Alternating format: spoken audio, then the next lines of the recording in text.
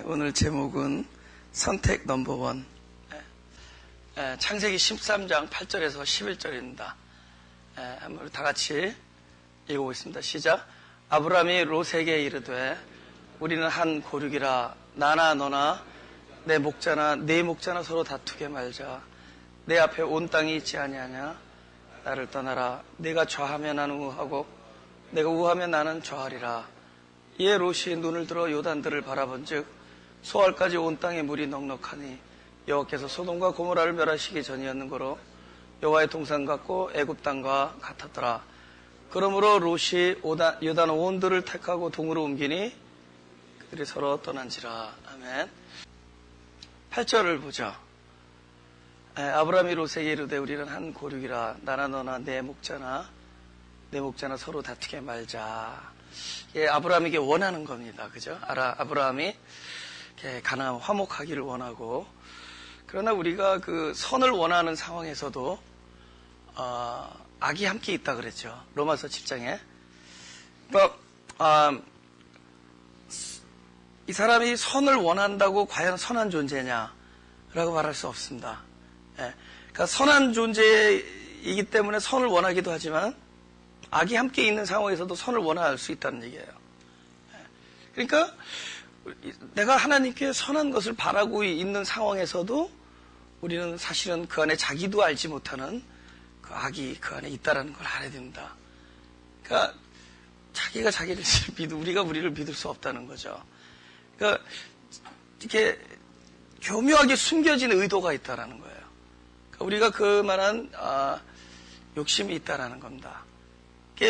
외형적으로는 선한 삶을 갈망하고 있고 그걸 기도하고 있는 그 순간에도 우리 안에는 어떤 자기의 욕심이라든가 어떤 별로 선하지 아니한 의도가 있다라는 겁니다. 결국은 선한 분은 한 분이라고 그러죠, 예수님께서.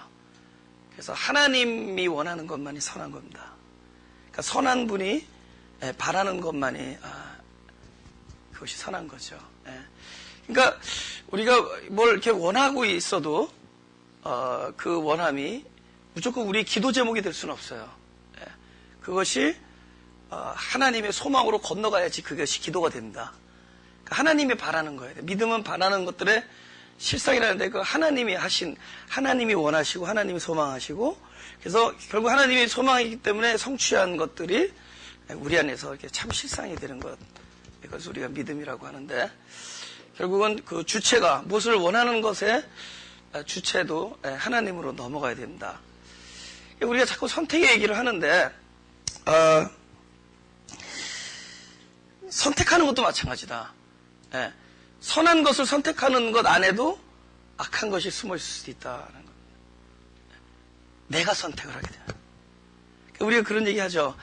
이런 상황에서 세상을 선택하지 아니하고 또 상황에 이끌리지 아니하고 나에게 유익한 것을 선택하지 아니하고 하나님만을 선택했다. 그러면 참 좋은 얘기 같은데, 하나님을 선택하는 상황에서도 사실 그 안에 의도가 있을 수 있다는 거예요. 좌우지든 간에 선택의 주체가 내가 되면 안 되는 거예요. 그분이 내 안에서 모든 상황을 이렇게 해서 그분이 주체라는 건 시작이라는 거죠. 그분이 시작이 돼서 나로 하여금 그 길을 선택하게 만드는 그 일이 이 안에 벌어져야 된다. 또 바른 길을 선택해서 좋은 것을 응답받으면은 참 좋은 것 같은데, 또 어떤 악에 빠지게 되냐면은 내가 선택을 잘했기 때문에 좋은 응답을 받았다라는 또 교만에 빠지게 됩니다. 그것도 악한 거예요. 육적이죠. 내가 선택을 함으로 얻는다. 그것도 굉장히 육적인 거잖아요. 은혜가 없잖아요. 은혜라는 것은 철저히 그분께서 나를 위해서 베푸신 건데 자기의 공에 돌릴 거 아니에요. 내가 그때 걸로 가지 않고 이루고 한 것 때문에 좋은 결과를 얻었다. 거기 은혜가 사라져요. 그러면서 교만해지는 거죠. 더 큰 악에 빠질 수 있다. 그래서 결국에는 하나님께서 선택을 해야 되는 것이, 하나님께서 원하는 것을 내 안에서 하나님께서 이렇게 시작해 주셔서 결과적으로 내가 그것을 선택하게끔 했다. 우리 이런 얘기는 뭘 못해요. 그죠? 아, 세상을 짚지 않고 하나님을 바라보고, 그죠? 환경을 바라보지 않고 주님을 바라보고. 그거 쉽죠. 근데 과연 그 상황에 가서 주님을 바라보기가 하나님 바라보려고 먼저 다가오는데 어떻게 해요? 딱 다가오는데. 그리고 먼저 다가오는 그 현실이 또 하나님처럼 보여요. 근데 이래저래 우리가 무엇인가를 선택한다라는 것은 결국에는 하나님이 원하시는 생명의 열매를 맺지 못하게 됩니다.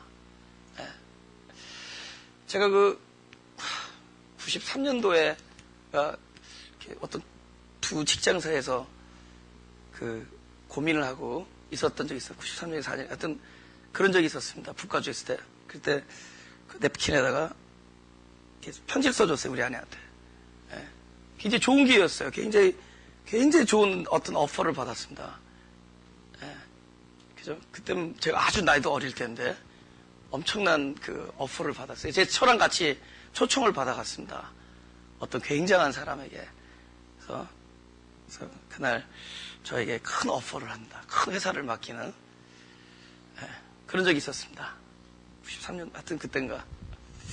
이렇게 세근세근 자는 아내를 옆에 두고 기도를 했어요. 그러니까 아마 어려서부터 태어나서도 교회를 다녔지만 그렇게 기도를 특히 성인이 돼서 그렇게 진지하게 들어본 적이 없을 겁니다. 진지하게 기도를 열심히 해서 내가 그 편지를 써놓고 가요.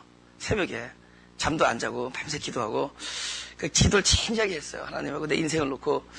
근데 거기 냅킨에다가 은미야, 그죠? 제 동생, 여동생, 아니 내 아내 이름이 은미인데 자꾸 오빠라니까 여동생이지. 나로 하나님의 선한 뜻대로 살 수 있도록. 그러니까 나로 하나님의 선한 뜻대로 결정할 수 있도록 그 뜻입니다. 이건 뭐 설교까지 설명까지 살 수 있도록 기도를 해줘. 사랑해.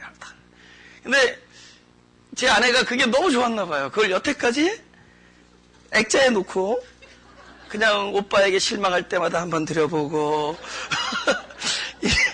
인생에 우울할 때마다 한번 들여다보고 그걸 갑옷처럼 갖고 다닙니다. 아직도 액자에 넣어가지고. 그 냅킨, 노란 냅킨에다 쓴 거거든요. 그날 그래서 하여튼 하나 선택했는데 그게 망한 쪽으로 선택해가지고 그쪽도 망하고 회사도 나도 망하고 그래서 망하고 아주 망하고 깨지고 그래서 너무 잘 됐습니다. 그 바람에. 근데 지금 생각해보니까 옛날엔 내가 그랬어. 내가 선택을 그날 잘했다는 생각을 했는데 나중에 보니까 이쪽 말고 저쪽 선택했어도 난 여기 있었을 것 같아요. 그날 내가 그때 그렇게 선택했어도 난 여기 있고 이렇게 우리 사람은 그러죠. 네가 그때 그 선보는 날 다방에 그 조명 때문에 내 인생 망했다는 사람 많죠. 선택의 갈림길에서 운명이 다 바뀌어졌다고 생각하는데 사실은 진짜 우리가 하나님을 바로 알게 되면은 여러분이 선택을 어떻게 하든 그날 조명빛이 제대로 해서 곰보가 보였어도 그날 조명빛이 제대로 해서 여러분이 지금 그 여자와 안 만났어도 또 다른 여자가 와서 괴롭힐 겁니다.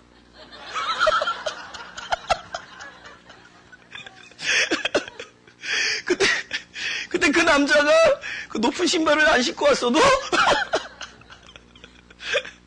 그러니까 여러분이 자꾸 우리는 그런 생각을 하잖아요. 내가 선택을 어떻게 하느냐에 따라서 운명이 달라진다고 하는데 그렇지 않아요. 그렇지 않아요. 길은 다르죠. 좀 요런 길을 가서 하나님이 결코 우리를 어느 지점까지 오게 하려는 하나님의 뜻을 변경시킬 수 없어요. 아멘? 내가 왼쪽으로 가면 빠른 길인데 오른쪽을 결정해서 좀 늦게 갈 수 있습니다. 그리고 그 과정에서 하나님이 다루는 방법이 A라는 방법에서 B라는 다른 방법으로 우리를 훈련시킬 수 있어요. 그러나 결국에 하나님이 원하는 지점에 갖다 놓을 거예요. 그러니까 저는 무슨 얘기를 하느냐, 여러분의 선택은 중요하지 않다. 결국은 이기적인 선택을 할 거니까. 결국에는 자기가 원하는 걸 할 거고 악한 선택을 할 거고 자기는 선하다고 얘기하지만 결국에 그 안에는 나쁜 의도가 있을 거고. 왜? 우리 사람이니까. 여러분의 선택은 중요하지 않아요. 우리가 뭘 어떻게 선택해야 될 게 중요하지 않아요. 그 순간에 하나님을 선택했어도 그 순간에 하나님을 안 선택했어도 하나님은 기어코 여러분을 하나님이 하시고자 하는, 하나님이 기어코 여러분을 만들고자 하는 그 지점까지 여러분을 인도하실 겁니다. 그죠? 여러분이 옆에 계신 그분을 안 만났어도, 그죠? 네. 이거 어떻게 얘기해? 다른 여자 만났다고 또 부부싸움 할라. 그러니까 그게 중요한 문제가 아니라 하나님이 하시는 일은 안 꺾인다. 하나님이 하시려고 하는 일은 절대로 꺾이지 아니한다. 우리가 무슨 선택을 했어도 결국은 뭐죠? 선택의 주체는 하나님이다. 선택의 주체는 하나님이시고 또 하나님이 할 때야 바로 바른 선택을 할 수가 있다는 거죠.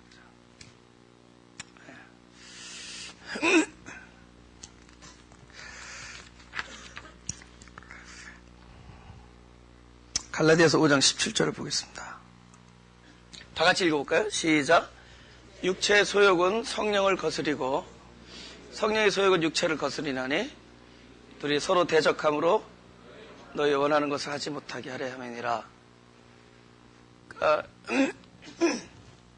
육체가, 여러분 육체는 나쁘게만 보지 말고, 예를 들면은 내가 어떤 죄를 보고 죄를 안 지려고 하는 것도 사실은 육체예요. 왜냐면은 사실 죄를 안 진다라는 것은 내가 마음먹어서 되는 게 아니에요. 내가 앉아서 되는 게 아니라 하나님이 내 안에 들어와서 충만하게 해준 결과로 죄로부터 자유해야지, 죄를 안 지려고 해서 몇 가지는 안 질 수 있지만 또 다른 죄를 자기도 모르는 사이에 칩니다. 내가 이 죄를 안 지려고 노력하는 사이에 그 죄는 안 지는데 또 다른 죄를 져요. 그 죄를 짓고 있는 사람을 정죄하는 죄를 짓고 있습니다. 내가 이거를 하는 사이에, 그저 내가 이 죄를 안 지려고 막 노력하는 사이에 우리는 또 다른 죄를 짓고 있다는 걸 알아야 돼. 자기도 모르는 사이에. 그죠? 내가 육체 소욕을 이루지 않으려고 막 노력하고 있는 동안에 지금 애가 배고파 죽겠다는데 막 라면 끓여 먹어, 뭐 이런 거, 이것도 나쁜 죄죠. 에? 이거 노력하는 사이에 딴 죄를 짓고 있어요. 또 그 일을 하는 사람들, 자기가 그거 안 졌다 이거지.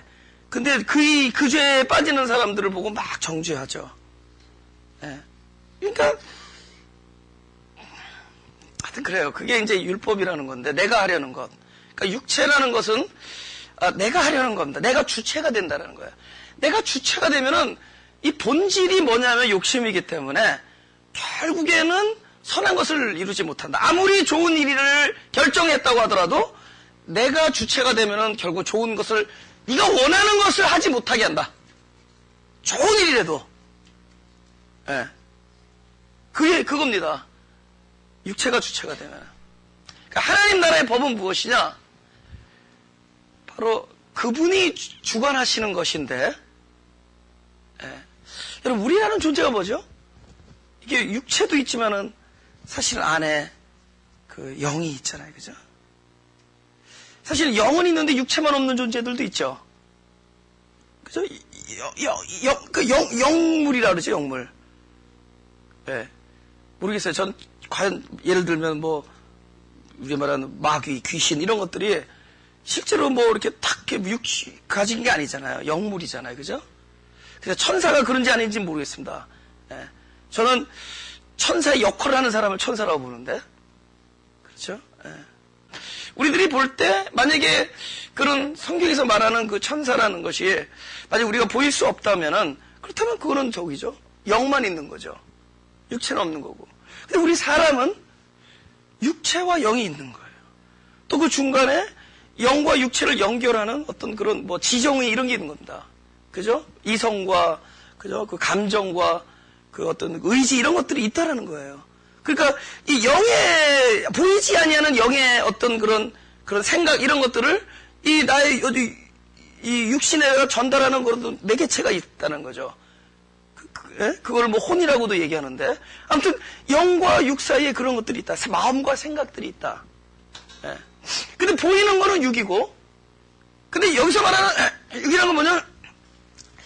내가 뭘 느끼고 생각하고 이런 것들이 육이 주관하는 경우라면은, 예? 항상 그것은 원래 본질이 악하기 때문에, 예? 결국은 선한 열매를 못 맺고, 결국 하나님이 만들어 놓은 진정한 법칙은 무엇이냐? 하나님이 영이시니 또 그분이 내 안에 들어오셔서 성령으로 오셔서 결국은 나라는 존재와 하나가 됐지만은 늘 교통을 하는 거예요. 그리고 성령이 나라는 거 보이지 않는 영이라는 그곳에서 계속 얘기를 하는 겁니다. 얘기를 하는 거예요. 그죠? 근데 그것을 우리 영이 날마다 받는 거예요. 우리가 우리 말로 표현할 때 하나님을 날마다, 그러니까 그분이 성령이 내 안에 들어오신 거는 이론적이거나 또 하나님의 입장에서는 단회적일 수 있지만은 시간 안, 이 공간 안에서 사는 우리에게는 그것이 늘 뭐냐면 항상 경험적이어야 된다. 우리 시간 안에 살고 있기 때문에 그것은 그분에게 있어서 성취됐고 한 번에 다 완료된 얘기들이지만은 그런 이론이고 실제상에서 시간 안에서 시간을 계속 지속적으로 살아야 되는 우리한테는 이것이 경험적으로 와닿는 거기 때문에 우리는 날마다 그분을 받는 거예요. 날마다 성령의 오심을 받고 그분이 말씀하심을 듣고, 그죠? 그 성령이 나라는 존재에 대해 이야기하는 거를 소위 우리가 말하는 그 종교적인 단어로 계시라고 하는 겁니다. 그 계시는 이거 아니에요? 이거 계시 아니고 계시예요. 이건 계시. 그죠? 개가 받는 계시. 계시는 보이지 아니하는 나라는 존재에게 하나님이 직접 교통하는 거예요. 그쵸? 그러니, 이렇게, 머리 들고, 이렇게 이거 딱 메고서, 이렇게 딱 선글라스 끼고, 이렇게 수염 기른 사람만 받는 게 아니에요.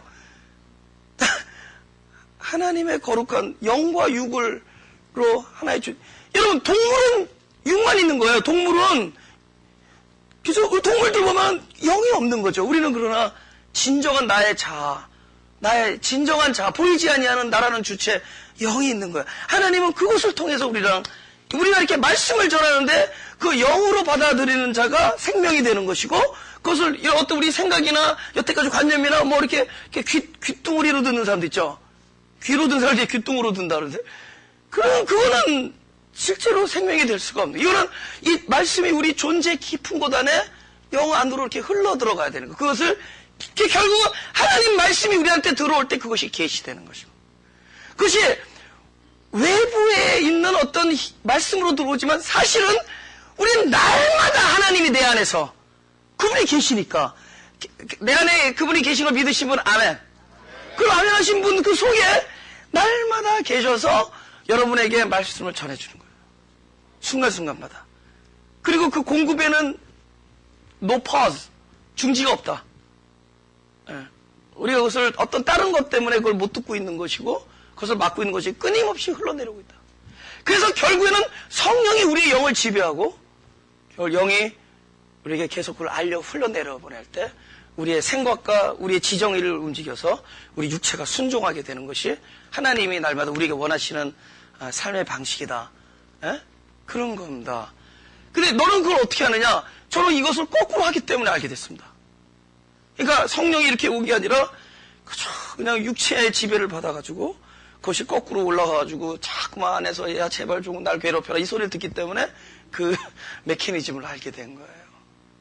나는 거꾸로 나는 먼저 막 육체의 지배를 받죠. 무슨 일이 확 발끈하고 화가 난다든가 이런 것들이 결국은 우리가 결국 사실은 이 안에서 안 그래요. 아무리 나를 핍박하고 내가 말이 안 되는 얘기를 막 듣고 그래도 발끈하지 않죠. 이 안에서 그분께서 얘기하죠. 야 그래 맞다 그래라. 너는 바보다. 너는 넌 죄인이다. 네가 잘못했다.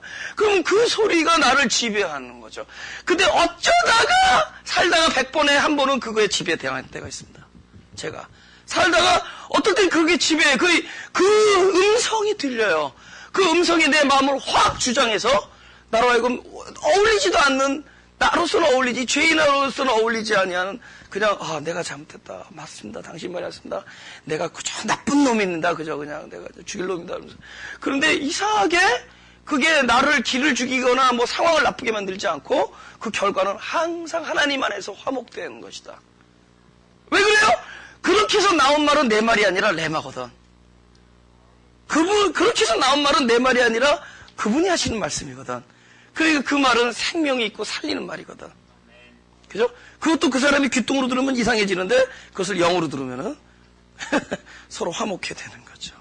그죠? 저는 이 반대 케이스에서 이러한 사실을 알게 됐습니다. 나의 육체가 너무 강한, 나의 자아가 너무 강하고 나의 육신이 너무 강하고 그래서 그것이 나를 주관하는 걸로 인해서 항상 그것 때문에 내가 계획을 세우고 선한 것이라고 얘기하다가도 나중에 결국 그것이 살리지 못하고 나를 멸망케 한다는 걸 한번 경험하면서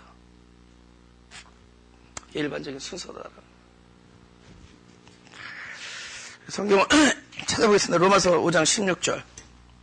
5장 16절 다시 읽어볼까요? 시작. 내가 이르노니 너희는 성령을 쫓아 행하라. 그리하면 육체의 욕심을 이루지 아니하리라. 우리의 데피니션, 성령을 쫓아 행한다라는 데피니션이 육체의 욕심을 이루지 아니하려고 애쓰는 것을 우리는 성령을 쫓아 행한다라고 생각을 해요. 그러니까 그래서 육체의 욕심을 이루는 것에 대해서 우리가 잘 알아. 그러니까 저런 걸 안 하는 것, 저걸 그죠? 저건 나쁜 거야. 그러니까 죄에 대해서 너무 잘 알아 우리가. 그래서 막 죄에 대해서 막 굉장히 연구도 많이 하는데 그 몰라도 돼요. 하나님에 대해서 알면 된다. 근데 반대로 가요. 우리는 너무 죄에 대해서 주도 면밀하게 연구하고 막 죄에 대해서 막 그러니까 안다는 얘기가 이게 죄가 이런 거니까 짓지 말란 얘기인데 문제는 죄는 몰라도 짓고 무식해도 짓고 어떤 일이 안 일어나면 우리는 날마다 죄 짓는 존재예요. 죄인이기 때문에. 그러니까 근데 우리는 자꾸만 안 좋은 일을 안 하는 것이 성령의 삶이라고 생각해요. 그러니까 육체의 소욕을 이루지 아니하는 것이 영적인 생활이라고 생각해요. 근데 그렇지 않아요. 영적인 생활을 하는 것이 육체의 소욕을 이루지 아니하는 거지. 육체 소욕을 이루지 아니하는 것이 영적인 생활이 아니라는 거. 이거 헷갈리죠? 아리송, 다리송? 육체 소욕을 이루지 아니하는 것이 영적인 생활이라고 생각을 해. 그래서 애를 쓰는 거야. 막 죄 안 지려고 그러고 막 거기서 멀어지려고 그러고. 그래도 육이에요. 왜 육이죠? 자기가 하는 것은. 그러니까 성령을 쫓아 행한다. 이거 우리가 번역을 좀 이렇게 해버렸죠. 사실 이런 뜻이 아니에요. 번역을 우리가 그렇게 한 거예요. 페리파티오라는 단어를 그렇게 번역을 한 겁니다. 그러니까 성령 안에서 움직인다 그 뜻이에요. 이 얘기는 원래 이 걷는다 뜻인데 페리파티오라는 워크한다는 건데 그러니까 그 성령이 주체가 돼서 걷게 해줍니다. 여러분 그 자동차 그 옛날에 저는 올해 여기 30년 넘게 살았는데 옛날 차 막 빡빡한 차 타면은 진짜 그 차를 내가 움직이는 거죠. 요즘 차는 안 그래요. 근데 어느 날 보니까 이게 파워 스티어링이 나왔어요. 핸들이 파워 이렇게 다. 그래서 이걸 타는데 막 기분이 좋더라고요. 이게 착 하니까 그냥 손가락, 재밌어. 손가락으로 해봤어. 그래서 차가 막 움직이고 막 춤을 타는 것 같아. 그게 너무 좋아가지고 후리엘 타가지고 손가락을 착 하면서 나중에 이걸로 움직인다. 이걸로 탁 하면서. 여보! 근데 여보가 아니었구나. 이거 보라 그러면서 막 하면서 막 잘. 근데 나는 어떤 생각이 드냐면은 내가 차를 움직이는 게 아니라 차가 나를 움직이는 것 같아. 차가 나를 이렇게 움직여주는 것 같아. 이렇게 나를 모시고 가는 것 같아. 지금 그런 승차감을 느끼신 분들은 제법 좋은 차를 타고 있는 거야, 지금. 차가 나를 움직여주는 거야. 그러니까 성령을 쫓아 행하라라는 건 내가 막 뭐 성령을 의식한다든가 그분을 뭐 갈망한다든가 이런 종류의 얘기가 아니라 그분이 주체가 된다는 겁니다. 그러니까 내 안에 그분이 먼저 결정을 한다는 거예요. 어떤 일에 대해서 내 육이 결정하느냐 성령이 결정하느냐 그 차이예요. 근데 이게 천지 차이예요. 하나는 구원이고 하나는 율법입니다. 율법의 나쁘게 율법적인 메커니즘이라는 거죠. 그렇죠? 율법의 내용이 아니라 율법적인 기능이라는 거죠.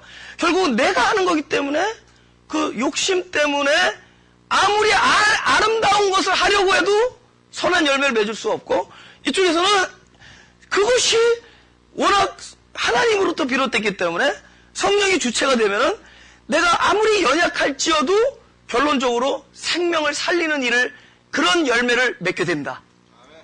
그렇게 되게 되는 거예요. 우리는 죄 안 지려고 막 노력합니다.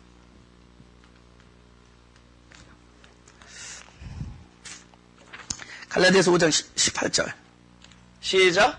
너희가 만일 성령의 인도하시는 바가 되면 율법 아래 있지 아니하리라. 이게 그걸 설명하는 거예요. 육체의 소욕을 이루지 아니하는 것은 성령의 인도하심을 받으면 됩니다. 예, 그분의 인도하심을. 근데 성령의 인도하심을 받기 위하여 내가 어떻게 할까요? 이러면 또다시 육체가 되죠. 예, 그분께서 모든 것에 내가 시작이다. 시작이 되어야 되는 것이다. 그래서 오늘은 그것에 대한 깊은 말씀을 나누길 원합니다.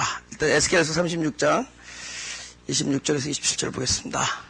나는 이 26절, 27절을 읽을 때 왜 신이 있고 영이 따로 있는지를 참 궁금했었습니다, 전에. 근데 어느 날 주님께서 그것도 알려주시겠죠. 이 안을 통해 이렇게 내 내면을 볼 수 있게 해주시고 그것이 너무나 이렇게 바르게 이해가 됐어요. 물론 27절, 10절 성령을 우리 속에 둔다는 얘기고 하나님 당신을 우리 속에 들어오셔서 이렇게 할 수 있게 해준다는 거죠. 율례를 지켜 행할 수 있도록. 이게 무슨 뜻이냐? 네가 내 율례를 지킬 수 없는 자인데 내가 들어가면 율례를 지킬 수 있게 행할 수 있게 해준다는 거예요. 그리고 나서 명령합니다. 내가 안에 들어가는 이유는 네가 할 수 없는 것을 하나님을 할 수 있기 때문에 안에 들어가서 할 수 있도록 해주겠다는 겁니다. 근데 그러는데 우리에게 어떤 일이 벌어지느냐? 그냥 들어오는 게 아니라 우리 살아있는 여기 심장 염통 안에 들어오는 게 아니라 우리의 그 영 안에 들어오는 거죠. 주님께서 십자가에서 피를 흘리신 그 죄사함의 일은 결국 우리라는 존재를 깨끗하게 하죠. 그래서 거기에 새 영이라고 새라는 말을 씁니다. 그러니까 우리의 영이 죄로 물들어 있는 존재인데, 죄인이라는 존재인데 벌써 그 죄사함이 영을 새롭게 하신 겁니다.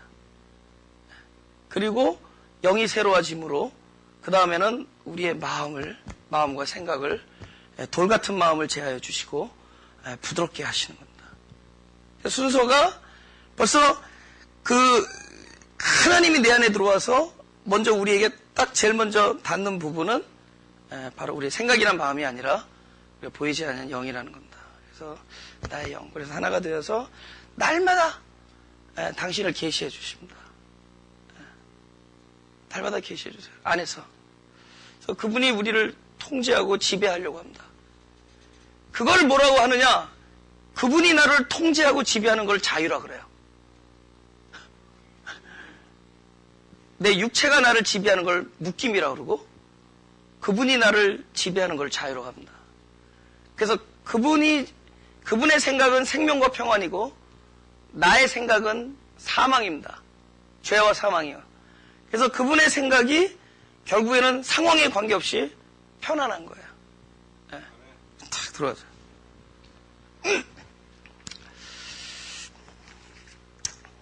본문 9절 보겠습니다.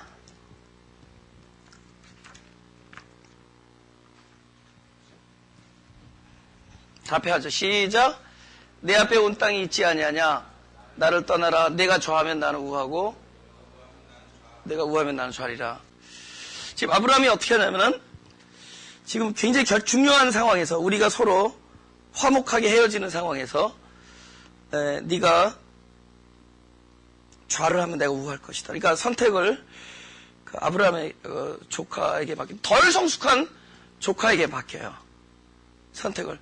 결국은 아브라함이 무엇을 선택하든 결국 덜 성숙한 자의 선택에 의해 결정되는 거죠. 첫째는 왜 그러냐면은 선택이 중요하지 않기 때문입니다. 우리에게 있어서 선택은 중요하지 않아요. 그러니까 너무 신경 쓰지 마세요. 내가 그때 기도 잘못해가지고. 지금도 여러분 선택의 기로해서 기도 많이 하죠. 우리는 그 기도하면서 얼마나 우리가 악하냐면은 자꾸만 자기 중심, 자기 이기적인 이런, 그래서 자기가 뜻을 세우고 하나님을 설득하는 기도를 합니다. 하나님, 떡이 맞죠? 빵집보다는 떡이 맞죠? 그래서 자꾸 떡집을. 왜냐면 그쪽에 매상이 좀 큰가 봐요. 그러니까 하나님, 떡이 맞죠? 그래서 자꾸 하나님을 설득하는. 그래서 어느 날 설교하는데 갑자기 선풍기 바람이 확 불었는데 그때 그게 성령의 바람으로 느껴진 거. 응답받았다. 어떻게 응답받는데? 그때 떡 얘기하는데 갑자기 바람이 확 불었어. 그때 뒤에 있던 사람이 선풍기 바람 돌렸거든. 근데 그때 막 바람 맞아가지고, 이거는 성령이 그때 나한테 컨펌 해줬다. 우리는 그런 우스꽝스러운, 하나님은 참 이렇게 굉장히 깊으신 분인데 우리가 좀 저질이잖아요. 근데 우리가 하나님을 이렇게 저질 안에서 이렇게 하나님을 막 꿈이 매니퓰레이트 하죠. 우리가 조작하고. 그래서 첫째는 선택이 중요한 게 아니고 이 둘째가 중요한 겁니다. 예. 이 상황이 이 아브라함을 계시해 주는 거예요. 그러니까 어떤 상황이 놓일지라도 이것이 하나님이 나에게 계시해 주는 것이다라는 그런 믿음을 어떻게 갖게 됐을까? 바로 이 이유 때문에 갖게 됩니다. 요한복음 4장 49절에서 53절입니다. 그런 말이 있죠. 하나님은 영이시니 신령과 진정으로 예배한다. 이게 하나님의 말씀이 우리의 어떤 도덕적인 차원으로 이렇게 하나님과 이렇게 만나는 것이 아니라 바로 그분의 그 차원 안에서 같이 만나요. 그래서 사실은 그러잖아요. 우리가 보는 것은 보이는 게 아니라 보이지 아니하는, 보는 것이 아니라 보이지 아니하는 것이다. 그래서 사실 우리가 하나님을 시간 안에서 그분이 내 안에 들어오셨음을 시간 안에서 날마다 경험하는 거예요. 근데 그분이 들어오시면 어떻게 경험하는 거냐? 사실은 말씀이에요. 말씀이라는 것이 결국은 엄청난 그분이 나에게 찾아오심이고, 그 계시록에 보면 문을 두드린다 그러잖아요. 그분이 날마다 우리의 문을, 어디에 문을 두드리느냐? 내 생각이나 내 어떤 그런 뭡니까? 그 기억이나 이런 문을 두드리는 것이 아니라 보이지 아니한 나의 존재의 문을 이렇게 두드리는 것이다. 근데 그때 이렇게 활짝 그분에게 이렇게 열려지는 사람이 있습니다. 그분이 활짝 열려지는 사람이 있어요. 그러니까 이게 지금 중요한 거예요. 아까 그랬죠? 하나님이 우리를 순종케 하는 방식은 성령이, 하나님이 나의 보이지 않는 나의 진정한 자아, 영을 두들깁니다. 뭐라고 얘기해요? 그럼 두들기는 그것이 계시되어서 내 어떤 생각과 마음을 지배하면서 나로 하여금 그것이 육체를까지 움직이도록 만들어요. 이렇게 쫙 안에서부터. 그래서 말씀이라는 것도 안에서부터 바깥으로 나오는 거. 보이지 아니하는 데서. 그죠? 사단의 방법은 밖에서죠. 밖에서 들어오죠. 우리는 보이지 않는 안에서부터 바깥으로 이렇게 드러나는 것이다. 근데 그 중에서 아무리 그렇게 하고 그 일은 날마다 벌어지고 있다. 그 일은 날마다 벌어지고 있어요. 왜냐하면 공급에는 문제가 없어요. 우리 집에 호수가 있는데 물은 계속 나오고 있어요. 우리가 그걸 잠근 거예요. 우리가 열어서 막 빨아당겨가지고 와 이래서 오는 게 아니라 수도국에 전화 걸지 않아도 수도국에서는 항상 물을 보내주고 있는데 우리가 딱 여기에 잠긴 거예요. 클로즈 됐기 때문에. 이거 탁 열면 물은 계속 공급하는. 그러니까 지금 말하는 하나님이 날마다 우리 안에 성령으로 문을 두드리시고 내 영에 계시하기를 원하고, 당신을 드러내시기를 원하고, 당신의 뜻을 보여주기를 원하고, 당신의 뜻을 결국에는 우리로 순종하기를 원하는 그분이 하시는 그 열심은 끊임없이 계속 되어지고 있다. 벌어지고 있는데 어디에 문제가 있느냐? 이게 오프닝이 없어요. 우리라는 존재 안에 오프닝이 없어요. 그래서 전에도 말씀드렸죠. 이 열려있는 게 있어야 되는데 이 존재가 우리 입장에서는 브로큰 돼야 돼요. 아파요. 이 브로큰 되다가 너무 아프죠. 깨어진다라는 건데.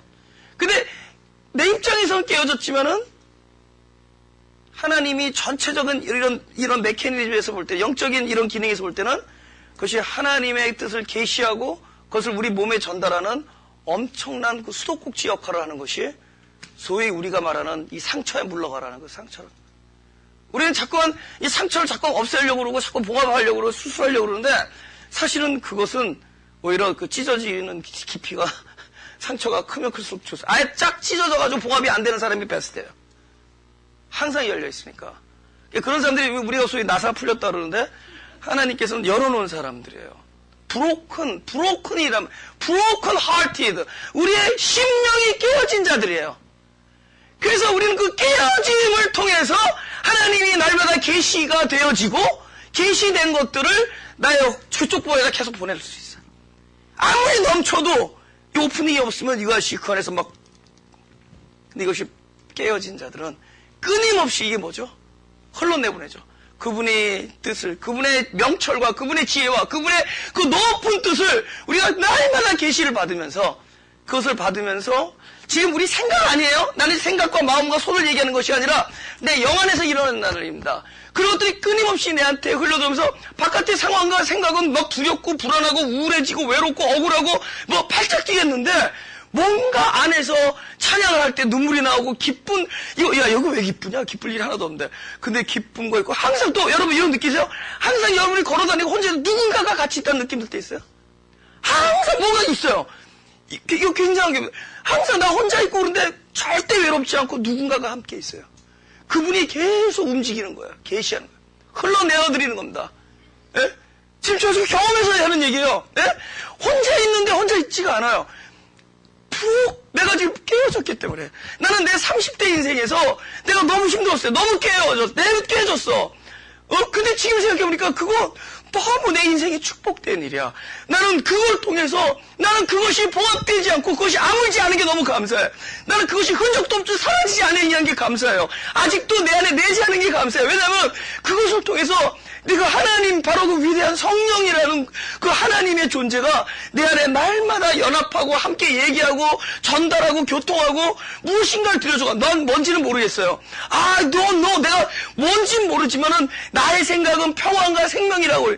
상황은 아닌데 굉장히 평안하고 무엇인가가 위로가 되고 위로될 만한 것도 아닌데 들려오는 소리, 들려오는 상황은 위로가 안 되는데 안에서 위로가 돼요.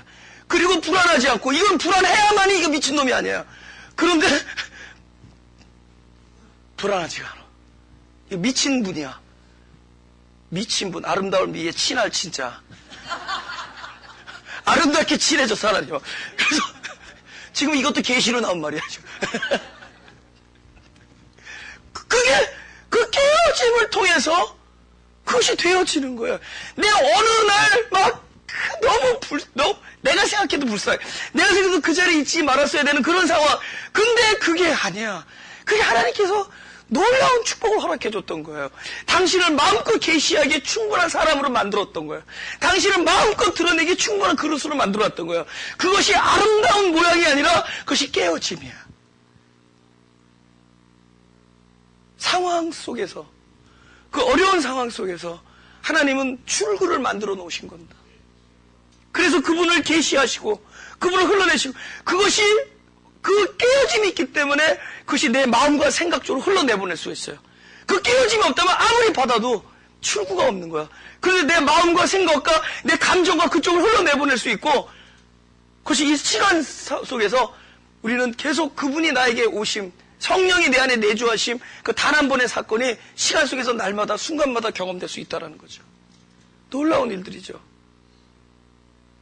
여기 비슷한 상황을 겪는 사람의 이야기를 듣고, 아브라함도 결국은 이런저런의 하나님이 베풀어준 상황 속에서 아브라함이 그 놀라운 좌하면 우하리라. 이건 뭐냐면은 선택이 중요하지 않고 이 모든 상황이 아브라함의 삶의 계시라는 걸 알아버리는 거예요. 내가 누구를 뭐 어떻게 해도 그 중에 나에게 오늘 베풀어진 사람, 오늘 이 자리에 있는 내 눈과 눈을 마주보는 이 상황이 나에게 앞으로 뭐죠? 하나님이 나에게 계시해 준 상황이. 이쯤 되면 우리가 계시록 안 읽어도 되죠? 이쯤 되면 하나님이 이 상황이 나한테 계시해 줬는데, 이 상황이 오늘 만나는 이 사람, 이 사건, 이게 다 하나님께서 상황을 통해서 우리에게 계시해 주는 거예요. 그러니 그냥 받아들이는 거예요. 나보다 성숙하지 아니하는 롯이 무슨 결정을 하더라도 그건 하나님께서 이 상황을 통해서 나에게 당신의 뜻을 부어준다라는 계시가 이미 이루어지는 겁니다. 그럼 어떤 상황일까요? 이런 상황입니다. 다 같이 시작. 신하가 가로되 주여 내 아기가 죽기 전에 내려오소서. 예수께서 가라사대 가라 네 아들이 살았다 하신데, 그 사람이 예수의 하신 말씀을 믿고 가더니 내려가는 길에서 그 종들이 오다가 만나서 아이가 살았다 하거늘 낳기 시작한 때를 물은즉 어제 제 처시에 열기가 떨어졌나이다 하는지라. 아버지가 예수께서 내 아들이 살았다 말씀하신 그때인 줄 알고 자기와 그 온 집이 다 믿으니라. 이 본문을 가지고 우리가 믿음에 대해서 공부를 한 적이 있습니다. 그죠? 그러니까 예를 들면은 그 상황을 알죠? 그러니까 가브나움에서 꽤 잘 사는 사람인데 아들이 왕의 신하야. 근데 아들이 다 죽게 돼가지고 막 뛰어가지고 며칠 와가지고 누구죠? 며칠인가 하여튼 하루 이틀 와가지고 예수님을 만나서 좀 가서 좀 안수기도 해달라고. 그러니까 예수님께서 그냥 가라. 낫다. 네 아들 낫다. 딱 요 두 글자가 뭐죠? 가라. 네 아들이 낫다. 두 글자를 뭐라 그래요? 말씀이죠? 말씀이잖아요? 딱 말씀만 듣고 가요. 근데 나중에 보니까 낫어. 막 종들이 오는데 종들이 막 와. 왜 웬일이냐 그랬더니 주인님 아드님이 낫습니다. 야 혹시 언제냐 그랬더니 그날이야. 이걸 뭐죠? 완전히 간증 끝내주는 거죠. 전화 오르겠다. 야 최전도사한테 마가교회 예배 끝나고 간증하래. 완전 간증이잖아요. 뭐 퍼펙이죠. 그러니까 온 집안이 믿었대는데 그 믿음이 아니라 그랬죠. 정답을 보고 이미 답을 보고 동그라미 치는 건 컨닝이죠. 답을 딱 보고 치는 건 이거는 컨닝하는 건 믿음이 아니에요. 이미 보고 한 건 믿음이 아니죠. 그러니까 밑에 믿음도 믿음이 아니다. 온 집안이 믿었다 이것도 믿음이 아니고 요게 두 가지 믿음이 있다 그랬죠. 예수께서 가라사대 네 아들이 살았다 하시는데 그 사람이 예수의 하신 말씀을 믿고 간다. 요게 두 가지를 했죠. 하나는 두 가지 부분에서 우리는 믿음이라는 것이 여기입니다. 이 사람 안에 생각, 귀로 들었죠? 귀로 들어서 생각으로 오죠? 그럼 귀로 들어서 생각으로 올 때는 믿고 싶은 거죠. 그렇게 믿고 싶은 거잖아요. 말을 안 들으니까 이 양반이 가재는데 안 가고. 그러니까 그거밖에 없다. 그러니까 믿고 싶은 겁니다. 그러니까 믿고 싶을 때는 사실은 그 안에 믿음이 있어요, 없어요? 야, 동선아, 내가 너를 믿는다고 안 믿기 때문에 그 얘기하죠. 우리 아버지가 옛날에 내가 너무 막 죽겠다고 그러고 막 30대 그러니까 아버지가 나를 얼마나 방에 와서 막 두들겨주고 막 설득하고 남자 여기 딱 털고 다시 한번 살아봐. 이러면서 막 아버지가 그러셨어요. 나를 막 위로해주느라고. 그러더니 도서야, 나 너 믿는다. 그래서 방을 나가셨어요. 우리 아버지가 나를 너무 못 믿으니까 그 얘기해주고 나가는 거야. 믿음이 도저히 안 가니까 도저히 너 믿는다. 그러고 나가는 거야. 그러니까 그 믿음 없음을 고백한 거야. 그거는 너무 믿고 싶은 거죠. 그냥. 그러니까 이것도 믿음이 아니에요. 그러니까 우리의 어떤 그 생각과 마음 안에서 들어온 것들은 믿음이 아니에요. 그건 우리의 갈망과 막 이런 것들이 믹스해가지고 우리의 염원, 신념, 확신, 기대 우리는 그런 것들이 짬뽕 된 걸 믿음이라고 생각해. 근데 진짜 믿음은 뭐냐? 내 이 생각과 이 귀로 들어서 내 마음을 움직이기 전에 이 존재 안에서 먼저 그분께서 하나님께서 놀라운 당신의 뜻을 말씀하셨다는 걸 계시하는 건데 계시한 것이 이 양반 어디에 들어오죠? 어디 들어오죠? 영 안으로 들어오는데 아무나 영 안에 떨어지냔 말이죠. 왜 떨어지느냐? 우리 교회 이름이 마음이 가난하다 할 때 이 가난하다는 헬라어가 푸토코이라는 그 단어입니다. 푸토코이라는 거는 상대적 가난이 아니야. 상대적 가난은 뭐냐? 내가 테레비를 요번에 26인치를 샀는데 딱 보니까는 철수 엄마가 철수 엄마는 요새는 그렇게 합니다. 철이 엄마가 요새 무슨 정치적이 되면 안 되니까 정치만 하지 말라. 여보를 딱 봤더니 이 36인치를 산 거야. 갑자기 팍 스팀 아웃 김새는 거야. 그러면서 상대적으로 가난해지는 거예요. 스팀 아웃 되면서. 근데 여기 이제 철이야 엄마가 딱 보니까 영희의 엄마가 있어. 62인치 샀어. 이거는 빅 스팀 아웃. 되게 김새는 거야. 그런 거는 처음에 없을 때 테레비가 샀을 때는 우리는 잘 사는데 야 좋다 막 칼라 테레비 보러 와라 막 이러는데 보니까 옆집에 더니까 갑자기 상대적으로 마음이 가난해지는 거야. 근데 그런 거는 푸토코이가 아니에요. 그냥 스팀 아웃이에요. 그런데 진짜 푸토코이는 뭐냐? 상관없어. 옆이 없어도 다 굶어 죽고 다 그래도 내가 가난한 거야. 이건 진짜 가난한 거야. 그거를 절대 가난이라 그래. 진정한 가난. 나는 절대적으로 보세요. 어떤 사람에게 그분이 계시할 때마다 우리의 영이 그 말씀이 영이 옥토가 돼서 그 말씀이 받아들여지느냐? 누구의 영혼에 그게 내가 오늘 설교 제목을 사실은 선택의 여지가 없을 때라고 쓰고 싶었습니다. 우리 살면서 나는 선택의 여지가 없어 본 적이 너무 많았었어요. 진짜 옛날에는 이렇게 초이스가 있었을 때가 있죠. 그래 이거 안 되다 안 되면 요거 하자. 근데 여러분 점점 나이가 먹어가고 점점 여러분이 살아가고 가족이 늘어가고 하면서 진짜 살아가면서 여러분이 앞뒤를 돌아봐도 선택의 여지가 없을 때가 없어요. 아니 선택할 게 없을 때가 있을 거예요. 붙잡을 게 없을 때가 있습니다. 진짜 뭐 물에 빠진 사람 지푸라기 잡는다고 그 지푸라기라도 잡을 정도. 그러니까 진짜 소망이 끊어지고 진짜 자신감 없어지고 진짜 옆에 있는 모든 그 자력 자원이 다 떨어지고 사람도 떠나가고 아무도 안 믿어주고 억울하고 외롭고 막 이럴 때가 있습니다.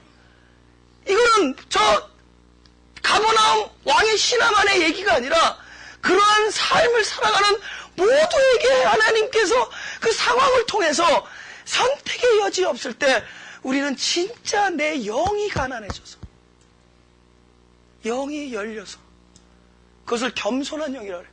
Humble Spirit. 우리는 절대 가난한 스피릿이에요. 우리는 절대적으로 그분이 우리를 불쌍히 여기지 아니하면은 절대적으로 그분이 오늘 한순간순간마다 은혜를 베풀지 아니하면은 우리는 절대로 진짜 그런 blessing, 그 축복된 삶을 살 수가 없다. 우리의 모든 기쁨과 모든 평화와 모든 아름다운 것은 그분이 해주셔야만 된다. 진짜 그분만이, 그러니까 지금 말도 안 되지만 가라 내 아들이 나았다라는 말을 믿지 아니하면 안 되는, 그거 외에는 도무지 방법이 없는 상황에 가서야 우리의 영은 그냥 스스로 그 문을 활짝 열고 오시옵소서, 오시옵소서. 내가 그 당신을 영접합니다. 그때 우리의 영은 하나님 나라의 그 뜻, 하나님의 지혜와 하나님의 계시로 이 안에 충만해질 것이다. 그때 하나님은 당신을 우리의 존재 안에 계시할 것이다. 선택의 여지가 없을 때 이 상황은 하나님께서 베풀어준 축복이다. 이 상황은 왜 나에게는 힘을, 제가요 제일 힘든 게 뭔지 아세요? 아이들, 우리 성도의 아이들이 무슨 중독에 빠졌다 할 때 갑자기 팍 희망이 없어져요. Why did you call me? 나 왜 불렀냐? 그랬더니 혹시 내가 좀 도움이 될까라는, 아니 사실은 내가 볼 땐 나는 아무것도 아닌데 막 나를 우습게 보다가 그때부터 나를 믿으려고 그러고 믿기를 원하고 믿어야만 된다 그러고 완전히 나를, 그때 나는요 내가 해줄 수 있는 게 아무것도 없어요. 사실은 내가 그 상황에서 할 수 있는 게 아무것도 없어요. Nothing. Maybe pray해서 그분의 마음을 좀 위로해 줄 수 있어요.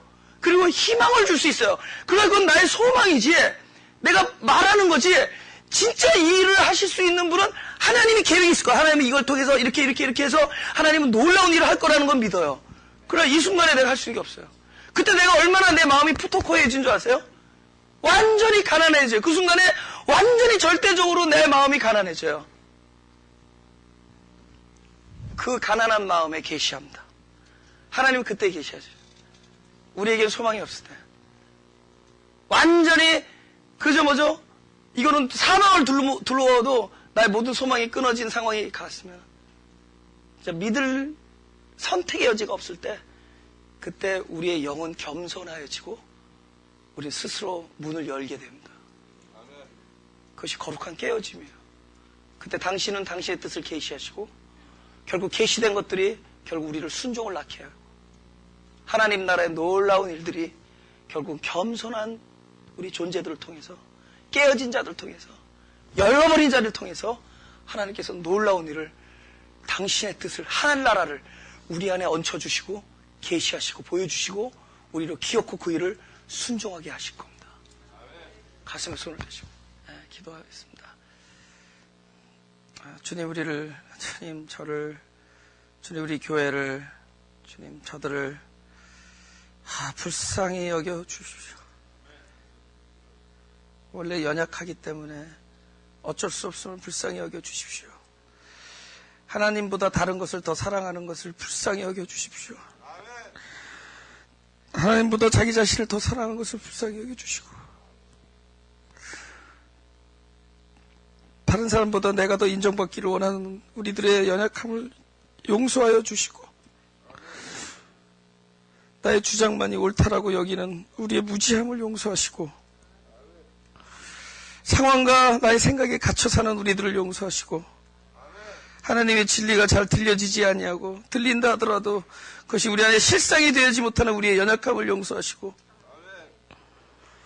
우리가 뜻한 대로 되어지지 아니하고 날마다 원하는 선은 행치 아니하고 원하지 아니하는 악만 행하고 있는 우리의 실존 속에서 몸부림치는 우리를 불쌍히 여겨 주십시오. 하나님 우리들을 불쌍히 여겨 주셔서 우리에게는 희망이 없습니다. 하나님 우리에게는 희망이 없습니다. 우리에게는 소망도 없고 우리에게는 능력도 없고 그래서 우리의 영이 산산조각 나고 우린 몹시 깊은 손상을 입고 우린 그것이 깨어지고 벌려지고 찢어지고 우리는 몹시도 상해 있사온데 그것이 거룩한 지존의 출입문인 줄을 알게 하여 주시니 감사하고 성령이여 계시하여 주시고 우리의 애통한 마음과 우리의 절규하는 우리의 마음과 생각 속에 우리의 선택의 여지가 없는 우리의 상황 속에 당신 자신을 계시하시고 당신을 영접케 하시고 주님 그야말로 당신의 뜻이 우리 안에서 이루어지는 귀한 축복을 누릴 수 있게 하여 주옵소서. 우리의 심령이 몹시 가난하오니 하늘나라의 것으로 채워주옵소서. 다시 주님께 부탁하오니 우리를 불쌍히 여겨주시 우리 가족을 우리의 배우자를 우리의 자녀를 나 자신을 불쌍히 여겨주시 주님 앞에 우리의 연약함과 모든 상황을 그대로 올려놓사오니 아버지의 새 것으로 다 바꿔주옵소서. 감사드리며 예수님의 이름으로 기도합니다. 상심한 내 마음 속에서 주님 계획을 보내 이전부터 날 택하시고 그